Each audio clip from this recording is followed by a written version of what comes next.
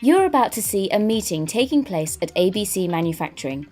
Carol Fletcher and her team are gathering for their fortnightly meeting. The agenda contains 7 items, including any other business. Take a moment now to gather pens and paper and position yourself to take the role of minute taker. Before the meeting starts... Welcome to our department meeting and nice to see you all. Morning. Now we have a new team member, Trudy Finch, our HR manager, so I'd like to start with some introductions. As you are aware, I'm the senior team manager, Carol Fletcher. Peter. Hi, I'm Peter Morgan, finance manager, with a team of 5 reporting to me. And I'm Frank Mayfair, head of IT. I've been here for the last 10 years. Okay. Hi Trudy, I'm Mike Reynard. We spoke on the phone last week. I'm in charge of the production floor and It shifts. came in 15% cheaper. That is a significant amount. Yeah. Okay, Peter, go ahead and purchase on the proviso that the quality and guarantee are just as good.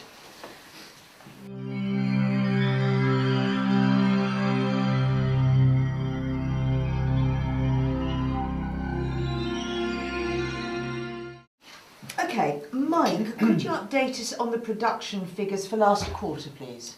Absolutely.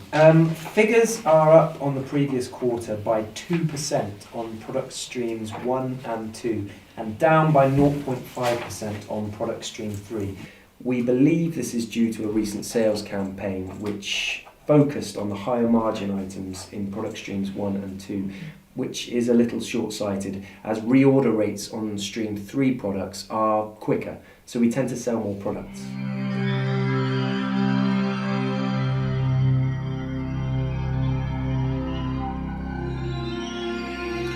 Moving on to the next agenda item.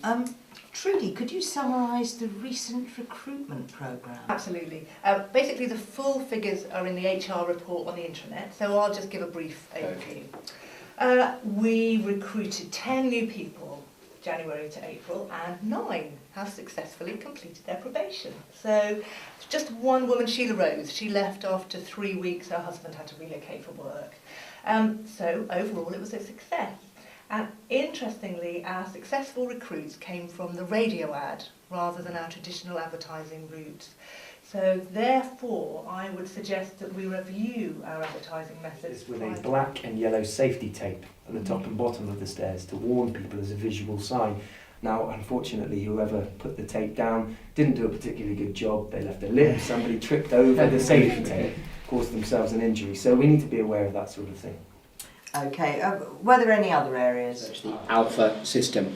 We're now just about to approach the implementation phase, so I'd appreciate your input on 2 options for rollout actually, and how to best roll out the training programme on site. I'm in favour of a phased rollout so we can check for faults whilst keeping the level of service high. Okay. Actually, I disagree. I think for a culture change, do a swift implementation and just force people into the new system. The longer that we dally, then the more resistance people can have. We need to consider the impact on shifts before we implement anything. Let's not be too hasty. We need to get this right first time. By phasing, we can sell its success to departments as we go. To deliver the training, I mean, we don't want to risk leaving the training until the new system's installed. We've thought of that. We've got a dummy testing system which is coming next week, so we can actually start to train within our individual teams for actually next Wednesday. Who is doing the training and what's the cost? I think that's over to HR, isn't it? You're doing the training. No, we don't have the resource.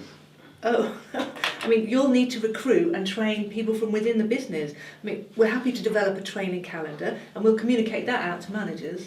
I mean, look, it's an excellent opportunity to get some system champions in place and give people the opportunity to develop their skills. We need to make sure they're competent at training the system. We can't afford for people to be poorly trained once it's live. No. I mean, from the pilot, we can develop a training day and train the trainers and we'll give them ongoing support. See, now don't forget that we've agreed to be the trial department, so we can iron out... My team had a good idea. Why don't we allow people 20 minutes per day during their lunch break and then have clear penalties for people found using the net outside of that time? How would we monitor that? I just say we need to make sure that people are motivated. And if it's too harsh a penalty, then people are just going to maybe misuse the system even more. Okay, what other ideas have we got? We could put a stop to it altogether and only allow people access to our own intranet system. You see, that's all very well, but we need to keep people motivated, and some people use the internet for work. Yeah. If all we do is take away from them, there'll be ructions on the shop floor. We don't want to be perceived as just taking away all of their As I'm benefits. planning to be involved in the actual cycle ride, I'm happy to take that role on, fly the flag. Good, thanks, Peter. Okay, are there any further items to cover in any other business? Not from me. No. Nope. Okay, on that note, let's summarise the actions and close the meeting. Our next meeting is in 2 weeks' time, 18th of October, same time and place. Great.